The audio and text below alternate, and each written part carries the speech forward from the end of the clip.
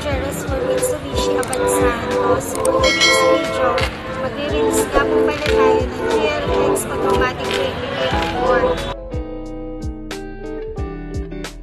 2024. Another happy client na naman tayo.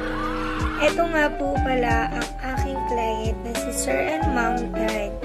Ngayon guys, nagsasign na po sila ng docs nila. And then po, sila po ay East-West approval po na bank. Tapos guys, si client po ay nag-hire DP po para po bumaba ang kanilang monthly amortization. And then kung mapapansin nyo po, sobrang happy ni client ko sa video ko na to. Tingnan nyo yung kanyang face, sobrang ngiti. Bali, ma'am, hingilang ko ng konting feedback about sa ano natin, sa pag-release po ng unit natin. Ano po kasi sabi? Maganda. Sa service, ma'am, sa pag-ano, ano po masasabi niyo din po? Okay naman. Bilis na ano.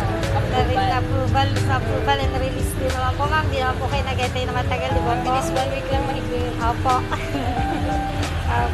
Thank you, ma'am. Picture na po tayo.